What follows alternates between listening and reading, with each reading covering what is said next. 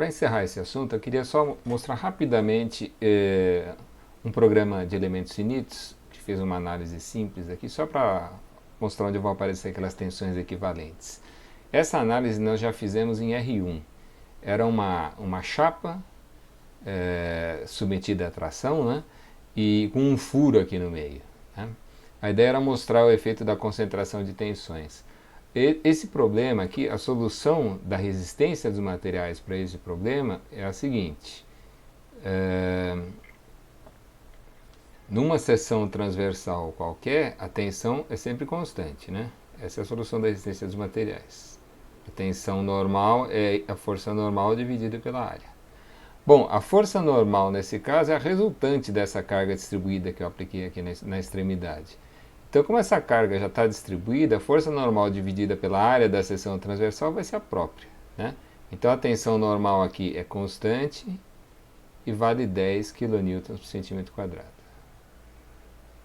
Tá? Não sei se ficou claro. Olha, aqui eu estou aplicando 10 kN por centímetro quadrado. A seção transversal tem 5 centímetros de altura e mais 1 centímetro aqui de profundidade. Então, 10 vezes 5 vai dar 50 kN. Essa é a força normal. Se eu dividir os 50 kN pela área da seção transversal aqui, vai dar de novo 10. Agora, na posição onde existe o furo, eu teria que dividir os 50 kN pela área reduzida. Né? E aí, se eu fizer essa conta, se eu dividir pela área reduzida, a solução da resistência dos materiais aqui vai dar uma tensão um pouco maior. A princípio ainda constante, né? É o melhor que a resistência dos materiais sabe fazer. E essa tensão vai dar, se vocês descontarem a presença do furo, vai dar 14,3. Tá?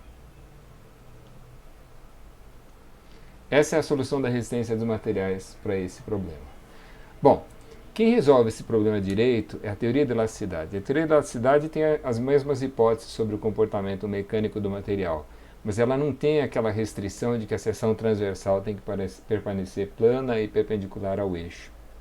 Então é uma teoria muito mais abrangente do que a resistência dos materiais. Né? Em compensação, por ser uma teoria muito mais abrangente, as equações que saem da teoria da elasticidade são muito mais complicadas. São equações diferenciais, derivadas parciais, que, de modo geral, a gente não consegue resolver analiticamente. A gente tem que apelar para métodos numéricos para resolver esse tipo de problema. Esse caso aqui, eu acho que tem até solução analítica, mas, de modo geral, para resolver um problema de teoria da elasticidade, a gente tem que usar um método numérico, por exemplo, o método dos elementos finitos. Tá? Vocês vão aprender alguma coisa sobre métodos dos elementos finitos em Mecânica das Estruturas 1, e quem quiser se aprofundar, existem disciplinas optativas sobre isso. Mas é um método numérico para a resolução daquelas equações diferenciais que decorrem da teoria da elasticidade. Tá? Bom, a gente fez já em R1 um modelinho de elementos finitos para resolver esse problema. E nesse modelo eu aproveitava a dupla simetria dessa estrutura. Ela é simétrica em relação ao eixo vertical e em relação ao eixo horizontal. Então, no modelo de elementos finitos que nós fizemos, estava só um quarto da estrutura, tá? Esse quarto superior. Bom, então está aqui aplicado o carregamento, estão introduzidos os vínculos de modo a respeitar a simetria do problema, já foram definidas as propriedades do material. Então a gente vem aqui e manda resolver. Está resolvido. Vejam aqui que eu vou mostrar aqui a deformação que ocorre nessa chapa. Né? Então ela se alonga na horizontal, como a gente esperava, e existe uma pequena contração lateral aqui. Parte disso é o efeito de Poisson, né? Aquela contração lateral, e outra parte é a presença desse furo. Tá? Muito bem, o que eu queria mostrar aqui é o seguinte, vejam esse menu, as várias possibilidades, o que o programa pode exibir. Ele pode exibir, por exemplo, a tensão XX. X é o eixo aqui. Né? Tensão XX é aquela que foi calculada pela resistência dos materiais. Veja o que aconteceu aqui. Se eu pegar um ponto distante do furo, essa tensão está dando aproximadamente 10, que é o que tinha que dar, né? Agora, se eu pegar um ponto aqui, a tensão já deu 13 nessa posição, aqui ela está dando 13 também, e aqui ela dá um salto, já foi para 30, estão vendo? E aqui em cima ela deu alguma coisa como 10.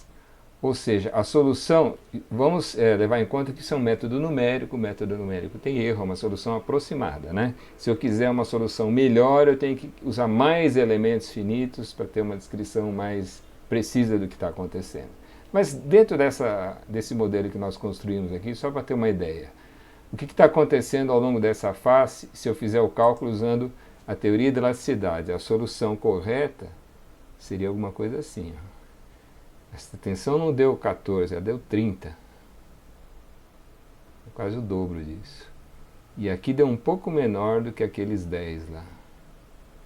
Faz alguma coisa assim, né? Essa é a solução da teoria da elasticidade. A tensão aqui é muito maior do que a resistência dos materiais é capaz de prever. É por isso que a gente fala que existe uma concentração de tensões. Aqui eu desenhei reto, mas não é reto não, é uma curva. Tá? Existe uma concentração de tensão. A tensão é muito maior por causa da presença desse furo. Tá? Agora que a gente já está mais versado nessa coisa de estado de tensão, a gente pode dar uma olhada com mais cuidado nesse modelo e observar outras coisas. Por exemplo, o que seria essa tensão YY? Seria a tensão normal no plano cuja normal é Y. Vejam que essa tensão normal aqui, ó, nessa posição, está dando alguma coisa da ordem de 5. Olha, que tensão é essa, hein? É isso aqui, ó. Se eu considerar um elemento nessa posição,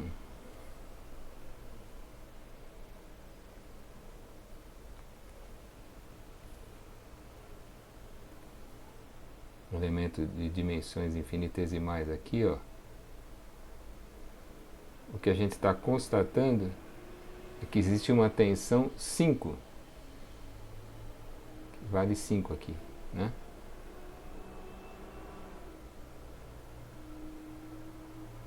Tá? E vejam que essa tensão, ó, é negativa, é de compressão.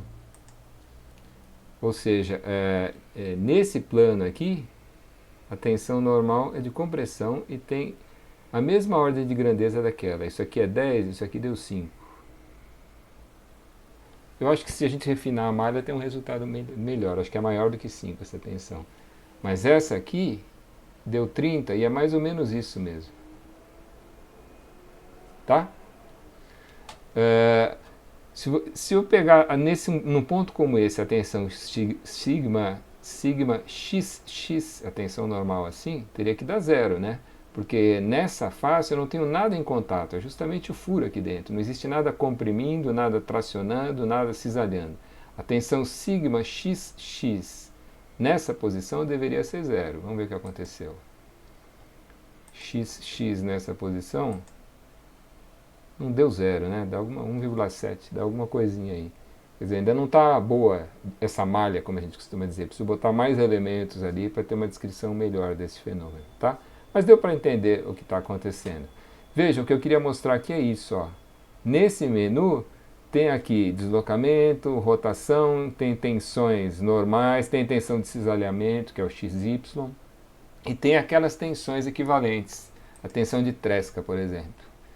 A tensão nesse gráfico está mostrando em cada ponto quem é a tensão de Tresca. O valor máximo é esse 28 que deu nessa posição por aqui, né? O que eu faço com essa tensão de Tresca? Se eu comparar ela com a tensão de tração admissível do material, no fundo eu estou comparando a tensão de cisalhamento máxima naquele ponto com a tensão de cisalhamento máxima no ensaio de tração numa situação limite. Tá? Tá aqui também a tensão de von Mises.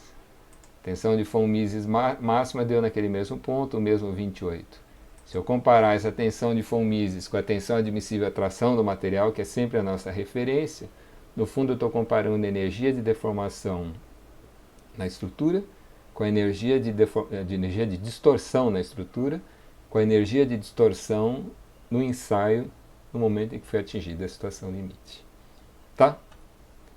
Então, tem aqui também tensão principal sigma 1, tensão principal sigma 2 e assim por diante, tá? Esse é um programa muito simples chamado Lisa. Eu não sou vendedor de software de elementos finitos, mas quem tiver interesse, esse programa vocês conseguem baixar, ele é gratuito.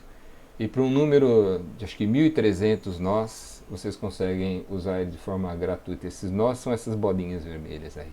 Mais para frente vocês vão aprender mais sobre o método dos elementos finitos, tá? É isso aí.